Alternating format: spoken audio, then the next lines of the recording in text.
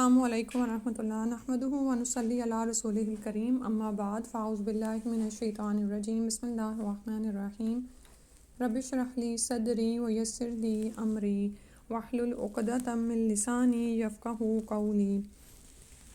ہم کتاب العلم کا بیان پڑھ رہے تھے اور اس میں ہم نے پچھلی دفعہ جو باب شروع کیا ہوا تھا وہ تھا باب رفع العلم و ظہور الجہل، کہ دنیا سے علم اٹھ جانے اور جہالت پھیلنے کا بیان، یعنی دنیا میں جہالت پھیل جائے گی اور علم کم رہ جائے گا۔ اسی سلسلے کی حدیث ہم نے حدیث نمبر 81 پڑھنی ہے۔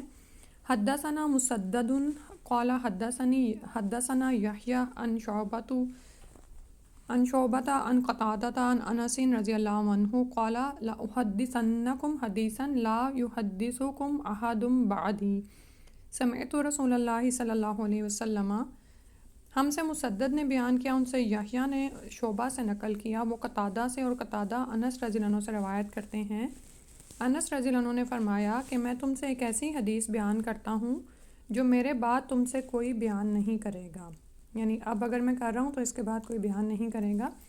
یقولو وہ کہتے ہیں کہ میں نے رسول اللہ صلی اللہ علیہ وسلم کو یہ فرماتے ہوئے سنا، من اشراط الساعۃ، قیامت کی نشانیوں میں سے ہے، این یقل العلم، کہ علم یعنی دین کا علم کم ہو جائے گا، ویظہر الجہل، اور جہل ظاہر ہو جائے گا، یعنی جہالت ظاہر ہو جائے گی، بغیر علم کے لوگ فتوے دیں گے، جس کا مطلب آپ اس طرح سے کر لیں۔ ویظہر الزنا، زنا بکثرت ہوگا، وتکثر النساء، عورتیں بڑھ جائیں گی، ویقل الرجال، اور مرد کم ہو جائیں گے، حتی یکون لخمسین امرأۃ القیم الواحد، یہاں تک کہ 50 امراتن 50 عورتوں کا القیم الواحد ایک ہی مرد نگران ہوگا۔ قیم قوام سے ہے نا، عورت، مرد کو عورت پر قوام بنایا گیا ہے، تو ایک اکیلا مرد 50 عورتوں کا قوام ہوگا یا نگران ہوگا۔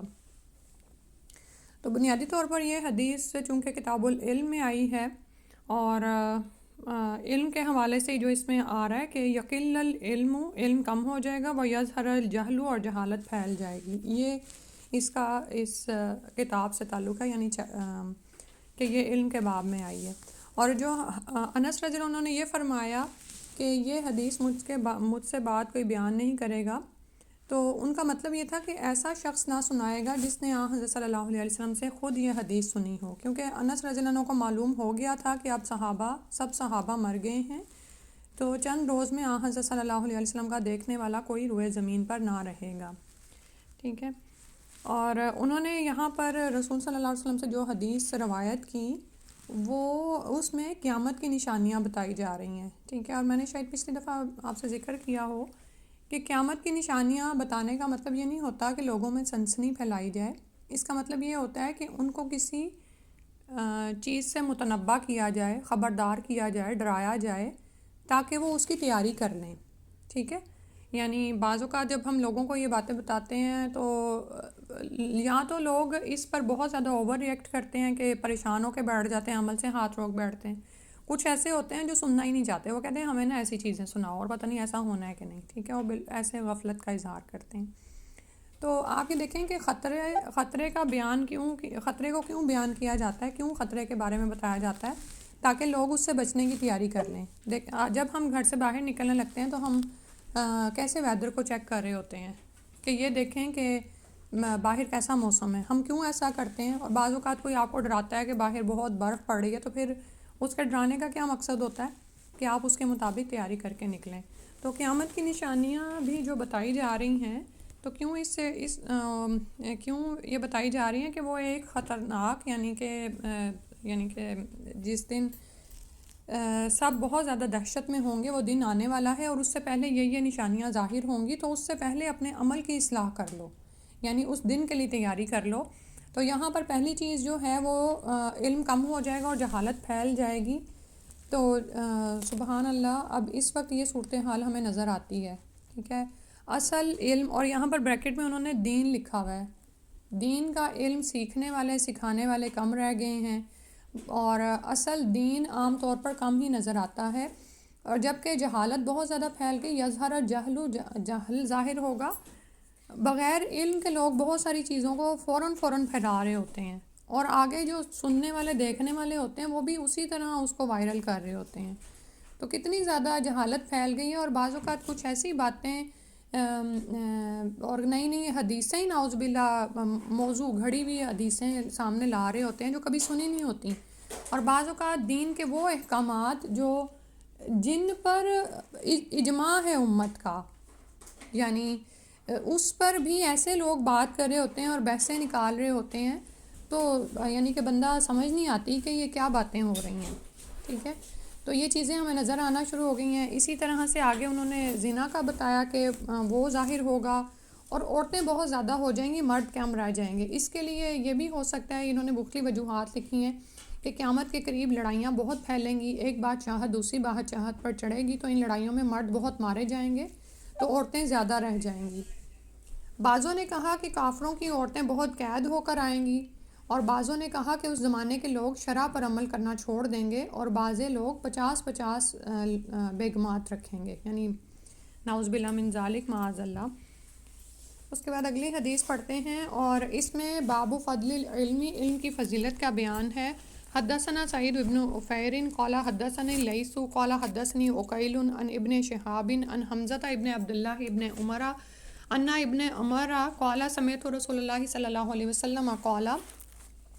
حمزہ سعید بن عفیر نے بیان کیا، انہوں نے کہا مجھ سے لیث نے، ان سے عقیل نے ابن شہاب کے واسطے سے نقل کیا. وہ حمزہ بن عبداللہ بن عمر سے نقل کرتے ہیں کہ عبداللہ بن عمر رضی اللہ عنہ نے فرمایا، میں نے رسول اللہ صلی اللہ علیہ وآلہ وسلم کو فرماتے ہوئے سنا، قالا بینا انا نائم، اس حال میں کہ میں سو رہا تھا، اتیتو بقدح لبن فشربت حتی انی لارا الری یخرج فی اظفاری.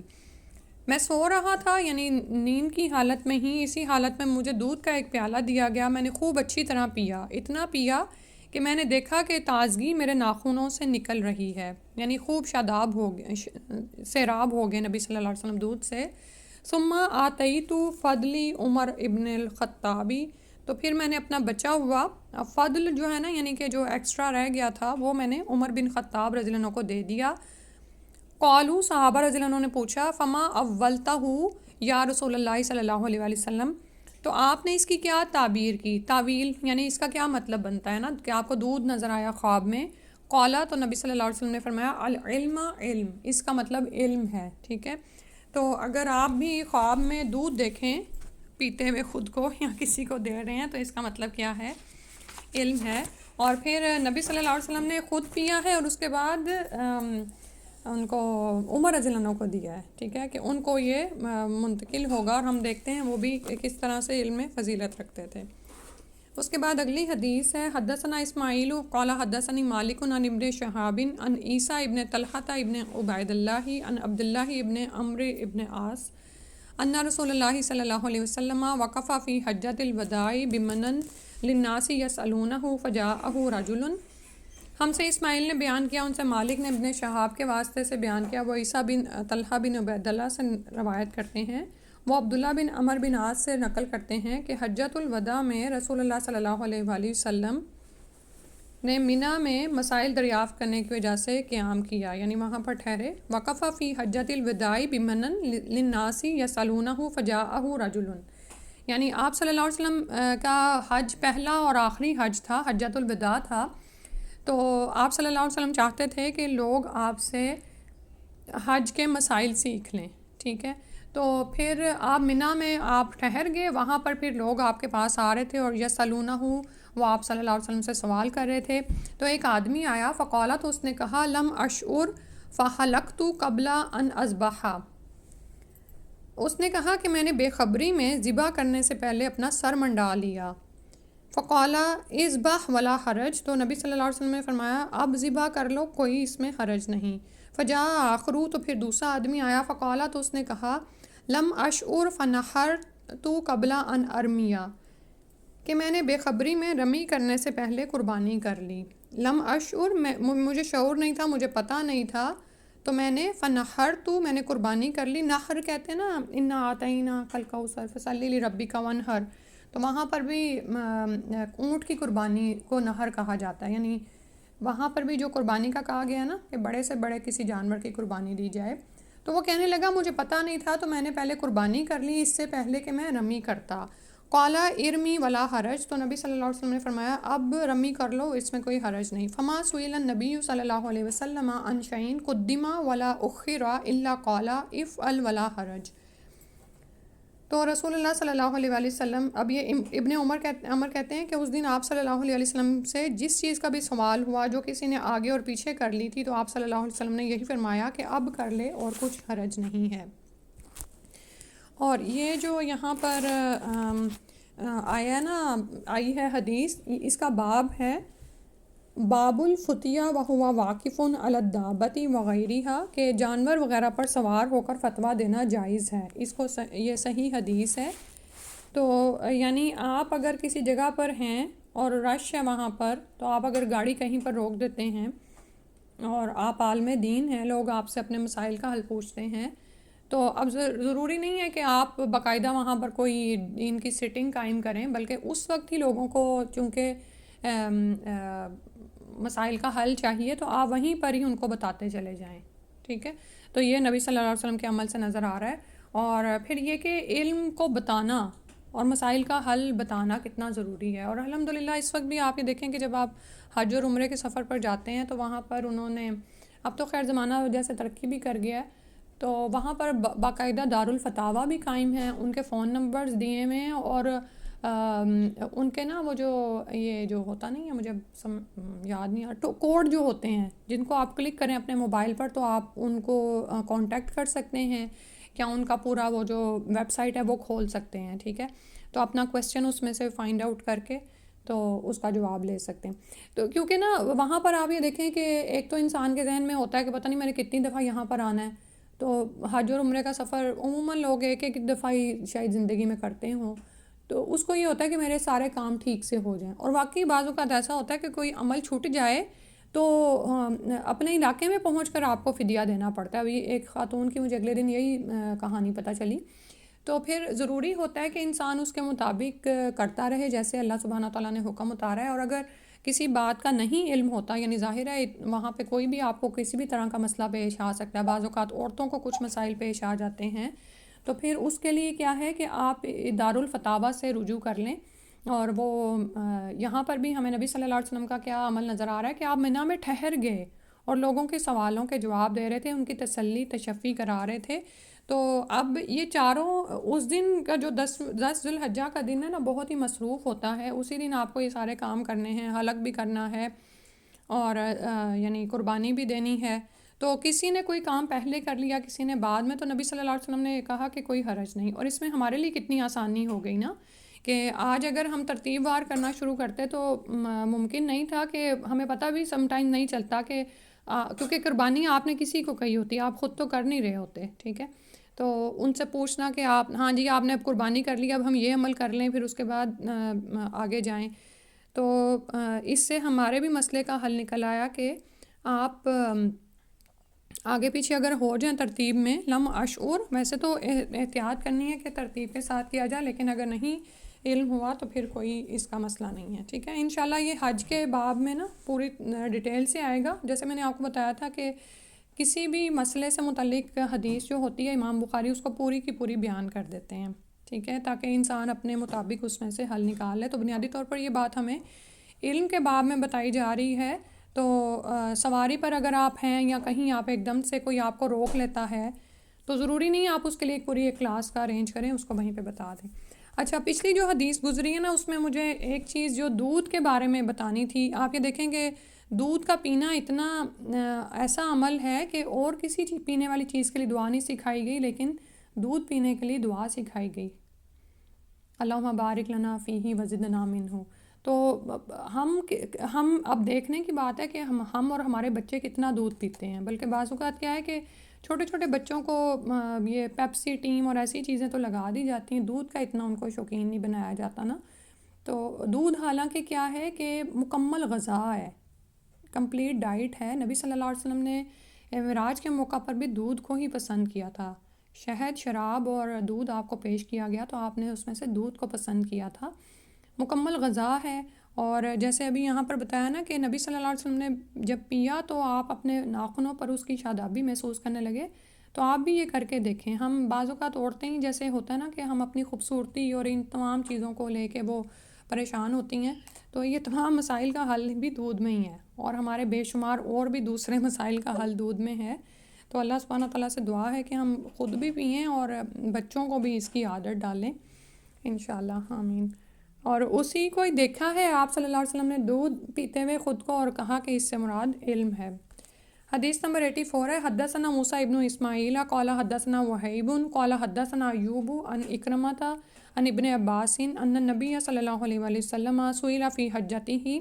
ہم سے موسیٰ بن اسماعیل نے بیان کیا، ان سے وہیب نے، ان سے ایوب نے اکرمہ کے واسطے سے نقل کیا. وہ ابن عباس رضی اللہ عنہ سے روایت کرتے ہیں، ابن عباس رضی اللہ عنہما سے روایت کرتے ہیں کہ نبی صلی اللہ علیہ وآلہ وسلم سے آپ کے آخری حج میں کسی نے پوچھا، فقالت، اس نے کہا، ذبحت قبل ان ارمیہ، میں نے ذبح کر دیا اس سے پہلے کہ میں رمی کرتا یعنی کنکریاں پھینکتا. فأومأ بیدہ، تو آپ صلی اللہ علیہ وسلم نے ہاتھ سے اشارہ کیا. قال ولا حرج، اور کہا فرمایا کچھ حرج نہیں. قال، تو کسی نے کہا، حلقت قبل ان اذبح، میں نے ذبح سے پہلے حلق کرا لیا، ٹھیک ہے، یعنی بال منڈا لیے. فأومأ بیدہ، تو آپ صلی اللہ علیہ وسلم نے سر سے اشارہ فرما دیا، ولا حرج، کہ کوئی حرج نہیں. اب اس کا باب کیا ہے؟ باب من اجاب الفتیہ باشارۃ الیدی والرأس، کہ وہ جس نے ہاتھ یا سر کے اشارے سے مسئلہ کا جواب دیا. تو پھر وہ کیا ہوگا؟ وہ جب آپ کے ہاں وہ چیز معروف ہے تو پھر وہ اس کا یس ہوگا کہ آپ صلی اللہ علیہ وسلم نے ہاں کہا اس پہ نا، ٹھیک ہے. اب اچھا یہ بھی دیکھ لیں کہ مختلف معاشروں میں نا ہاں یا نہ کے نا سر کا اشارہ مختلف ہوتا ہے اور ہاتھ کا اشارہ بھی مختلف ہوتا ہے، ٹھیک ہے. اب میں آپ کو نظر نہیں آ رہی، لیکن مثلاً اگر ہم نے کسی کو اوکے کرنا ہو تو ہم کیا کہتے ہیں؟ ہاتھ کو ہلاتے ہیں لیفٹ سے رائٹ کو، ٹھیک ہے. اور اگر ہم نے اوکے کرنا ہو یس میں تو ہم سر کو اوپر نیچے کرتے ہیں. لیکن کچھ علاقوں میں میں نے سنا کہ وہ سر کو دائیں بائیں کرتے ہیں، ٹھیک ہے. تو معاشرے میں جس طرح سے معروف ہے اس کے مطابق انہوں نے جواب دے دیے، تو پھر ایسا کرنا جائز ہے، ٹھیک ہے. یعنی آپ نے لا حرج کہنا تھا صلی اللہ علیہ وآلہ وسلم، تو آپ نے ایک میں کیا آ رہا ہے، ایک آدمی کو آپ نے کہا فأومأ بیدہ، ہاتھ سے اشارہ کیا، اور دوسرے میں آ رہا ہے فأومأ بیدہ، اور ہاتھ سے اشارہ فرما دیا اور کہا کہ کچھ حرج نہیں، ٹھیک ہے. اور یہ بھی ہو سکتا ہے کہ دونوں سوال ایک ہی شخص نے کیے ہوں یا الگ الگ سائل ہوں. تو اب اس میں یہ ہو سکتا ہے کہ جیسے تعلیم کی کوئی محفل لگی ہوئی ہے اور مختلف لوگوں کو کوئی استاد پڑھا رہا ہے، اتنے میں کوئی کسی کو پتہ نہیں ہے اور وہ ایک دم سے آ جاتا ہے اور کوئی کویسچن کر دیتا ہے. تو اب بجائے یہ کہ استاد اپنے لیکچر کو چھوڑ کے لمبی چوڑی اس کو ڈیٹیل میں بتانا شروع کر دے تو یہ بھی ٹھیک، کیونکہ اس سے نا آپ یہ دیکھیں کہ اگر کوئی شخص کوئی کام کر رہا ہے نا یا کوئی بات کر رہا ہے اور بیچ میں کوئی اس کو ڈسٹریکٹ کرتا ہے تو اس کے سارا سوچوں کا ردم ہی ٹوٹ جاتا ہے، وہ اس کو بھول جاتا ہے کہ میں کیا بتا رہا تھا. تو پھر یہاں سے ہمارے لیے یہ آپشن نکلتی ہے کہ آپ ہاتھ یا سر کے اشارے سے اس کو سمجھا دیں، تو جو کام اس وقت آپ کر رہے ہیں وہ مکمل کر لیں. کیونکہ بعض اوقات ایسے ہوتا ہے کہ لوگ آپ کے ہاتھ یا سر کے اشارے کو نا برا محسوس کرتے ہیں، تو آپ بھی اوور برڈن کرتے ہیں اپنے اوپر اس بات کو، اور آپ کہتے ہیں کہ اچھا میں اس کو اب ڈیٹیل میں سمجھا دوں، اور آپ وہ جو باقی کام کر رہے ہوتے ہیں ان کو چھوڑ دیتے ہیں، ٹھیک ہے. تو اب سبحان اللہ ہمارا دین ہمیں کتنی آسانی سکھاتا ہے نا، کیونکہ آپ دیکھیں نا کہ منع کے میدان میں آپ صلی اللہ علیہ وسلم ہیں اور بہت سارے لوگ آپ کے پاس آ رہے ہیں.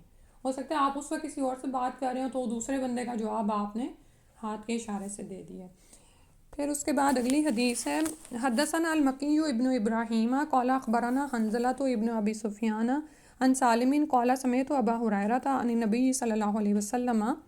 ہم سے مکی ابن ابراہیم نے بیان کیا، انہیں حنظلہ نے سالم سے خبر دی، انہوں نے ابو ہریرہ رضی اللہ عنہ سے سنا کہ وہ رسول اللہ صلی اللہ علیہ وسلم سے روایت کرتے ہیں. قال، آپ صلی اللہ علیہ وسلم نے فرمایا، یقبض العلم، ایک وقت ایسا آئے گا کہ علم اٹھا لیا جائے گا، قبض کر لیا جائے گا، یعنی اپنی طرف کھینچ لیا جائے گا. وَيَظْهَرُ الْجَهْلُ وَالْفِتَنُ، اور جہالت اور فتنے پھیل جائیں گے، ظاہر ہوں گے. وَيَكْثُرُ الْحَرْجُ، اور حرج بڑھ جائے گا، بہت زیادہ ہوگا. قیلہ، فرمایا گیا، پوچھا گیا، یا رسول اللہ صلی اللہ علیہ وسلم، اے اللہ کے رسول صلی اللہ علیہ وسلم، وَمَا الْحَرْجُ، اور حرج کیا ہے، یعنی حرج سے کیا مراد ہے. فقال، تو رسول اللہ صلی اللہ علیہ وسلم نے فرمایا، ہاکذا بیدہ، آپ صلی اللہ علیہ وسلم نے ہاتھ کو حرکت دے کر فرمایا اس طرح فحرفہا کأنہ یرید القتل، تو آپ صلی اللہ علیہ وسلم نے اس طرح سے حرکت دیا گویا کہ ان کی مراد قتل ہے، یریدو وہ چاہتے تھے اس سے قتل کو کہنا. یعنی اس میں بھی ہمیں کیا پتہ چل رہا ہے، باب وہی ہے کہ ہاتھ یا سر کے اشارے سے فتوے کا جواب دیا جا سکتا ہے. ٹھیک ہے. اور حبشی لغت میں حرج کے معنی قتل کے ہیں، جیسے امام بخاری نے کتاب الفتن میں بیان کیا. اب جیسے میں نے آپ کو بتایا کہ حدیث اس باب سے متعلق تھوڑے سے الفاظ ہونا، جیسے یہاں پر جو ہے نا یقبض العلم آ رہا ہے کہ علم قبض کر لیا جائے گا، اور اس کے متعلق ہم پیچھے بھی حدیث پڑھ رہے ہیں. الفاظ کے فرق کے ساتھ مختلف حدیث ہمارے سامنے آ رہی ہیں. اور علم قبض کیسے کیا جائے گا، یعنی آپ یہ دیکھیں کہ جیسے ہم جانتے ہیں کہ علم مدینہ سے نکلانا اور سمٹ کا پھر مدینہ جا پہنچے گا، اور اسی طرح علماء اٹھا لیے جائیں گے یا دلوں سے علم کو اٹھا لیا جائے گا. اللہ سبحانہ تعالیٰ اس فتنے سے ہمیں محفوظ فرمائے. اور پھر دوسری بات وہی ہے جو اینڈ پہ نظر آ رہی ہے، ہاکذا بیدہ، کہ اللہ کے رسول صلی اللہ علیہ وسلم نے ہاتھ کو حرکت دے کر فرمایا. آپ دیکھیں، ہم بھی جب گردن کی طرف اشارہ کر کے ہاتھ کو بائیں سے دائیں گھماتے ہیں تو اس کا کیا مطلب ہوتا ہے؟ قتل. اوکے، ہر چیز سے حبشی زبان میں قتل اس سے مراد ہے. اور باقی بھی چیزیں یہاں پر دیکھ لیتے ہیں، کیونکہ جب ہم حدیث پڑھتے ہیں تو پھر دل کرتا ہے کہ چلو. تو باقی جو ہم نا انشاءاللہ کتاب الفتن میں اس کے بارے میں ڈیٹیل سے پڑھیں گے. یہاں پر فتنے بہت زیادہ ہو جائیں گے. ٹھیک ہے. یعنی حق سے ہٹانے والے نا بہت ساری ایسی چیزیں ابھریں گی، اور وہ اتنا زیادہ شکوک و شبہات میں ڈالے گی کہ بندے کو اپنے اصل دین کے بارے میں شک میں ڈال دیں گی. اور یہ فتنے ان کے بارے میں یہ بھی آتا ہے نا کہ اتنے زیادہ ظاہر ہوں گے کہ اندھیری رات میں ٹکڑوں کی طرح گھروں میں گریں گے. اور وہ اب ہمیں نظر آتا ہے، ہم گھر کے اندر دروازے بند کر کے بچوں کو چھپا لیتے ہیں، لیکن ان کے بستروں کے اندر جو فتنے ہیں وہ ہم ان سے نکلوا نہیں سکتے ہیں. ٹھیک ہے. تو اللہ سبحانہ تعالیٰ ہمارے حال پہ رحم فرمائے اور ہماری نسلوں میں خیر کو باقی رکھے. اور جہل تو جیسے ابھی ہم نے پہلے بھی اس کے بارے میں ایکسپلین کیا ہے. تو الفتن، یہ اس کے لیے دعا بھی پڑھتے رہا کریں، اللہم انی اعوذ بک من سوء الفتن. چھوٹی سی یہ دعا ہے، یہ یاد کر لیں، اس سے بڑی والی دعائیں بھی مسنون ملتی ہیں ہمیں. تو اللہ تعالیٰ برے فتنوں سے ہمیں محفوظ فرمائیں، ہماری نسلوں کو محفوظ فرمائیں. اور حرج بہت زیادہ ہو جائے گا، اور اتنا زیادہ قتل ہوگا کہ یعنی کہ مرنے والے کو پتہ نہیں ہوگا کس وجہ سے اس کو مارا گیا، اور مارنے والے کو یہ نہیں پتہ ہوگا کہ اس نے کس وجہ سے مارا نا. تو اور وہ تھوڑا بہت ہمیں اس وقت نعوذ باللہ تھوڑا بہت تو نہیں، کافی وہ بھی نظر آ رہا ہے. اور پھر یہ دیکھیں کہ اس میں یہ بھی نہیں ہے کہ انسان سوچے کہ دین کے نام پر قتل کیا جا رہا ہے، بلکہ تعصب یعنی کہ قومی عصبیت کے نام پر بعض اوقات ہے، یا قبضہ کرنا، خانہ جنگی ملکوں کے اندر ہی یہ صورتحال ہے. اور یہ بہت ساری ایسی نشانیاں ہیں جو قیامت کی ظاہر ہو رہی ہیں. لیکن بات وہی جیسے پہلے کہی تھی کہ سنسنی پھیلانا مقصد نہیں ہے. مقصد تو یہ ہے کہ ہمارا عمل کیا ہے، ہم کچھ عمل کر لیں اپنے مرنے سے پہلے نا، آخرت کے لیے کچھ ذخیرہ اپنے لیے وہاں پر بھیج دیں. اور اسی طرح جب ہم لوگوں کے نیک اعمال پڑھتے ہیں نا تو ہم بڑا خود کو اعلیٰ امت تصور کرتے ہیں. یعنی ہم جب صحابہ کرام کے قصے پڑھتے ہیں سارا کچھ، اس میں بھی دیکھنے کی بات یہ ہوتی ہے کہ ہمارا عمل کیا ہے جس نے ہمیں فائدہ دینا ہے. ایمان کے ساتھ عمل صالح نے ہمیں فائدہ دینا ہے نا. خالی لوگوں کی باتیں پڑھ لیں یا وہ یہ کر گیا، وہ یہ کر گیا. اسی طرح دنیا میں کیا ہو رہا ہے، دوسری طرف ہم اگر دیکھتے ہیں کہ ظلم بہت زیادہ ہے اور حرج بھی بڑھتا چلا جا رہا ہے. لیکن بات وہی ہے کہ آپ سے آپ کے عمل کی پوچھ ہے، آپ کیا کر کے آئے ہو، آپ نے آخرت کے لیے کیا اکٹھا کیا ہے. اللہ سبحانہ تعالیٰ ہمیں بہترین سمجھ کی اور عمل کی توفیق عطا فرما دیں. اور اللہ تعالیٰ ہماری نسلوں میں خیر کو، ایمان کو باقی رکھیں، اور ہم سب سے اپنے دین کا بہترین کام لے لیں. آمین. سبحانک اللہم و بحمدک، نشہد ان لا الہ الا انت، استغفرک و اتوب الیک. اللہم صلی علی محمد وعلی آل محمد کما صلیت علی ابراہیم وعلی آل ابراہیم انک حمید مجید. اللہم بارک علی محمد وعلی آل محمد کما بارکت علی ابراہیم وعلی آل ابراہیم انک حمید مجید. جمعہ کی مبارک گھڑی ہے، عصر کے بعد بھی ایک روایت میں آتا ہے کہ دعائیں قبول ہوتی ہیں، اور یہاں پھر یہ ظہر کا یا کوئی یعنی ایک گھڑی ایسی ہے جس میں دعائیں قبول ہوتی ہیں. تو آپ اپنی جگہوں پہ بیٹھے بیٹھے اپنی جو بھی حاجتیں ہیں اللہ سے مانگ کے پھر ہی اٹھیے گا. السلام علیکم ورحمۃ اللہ.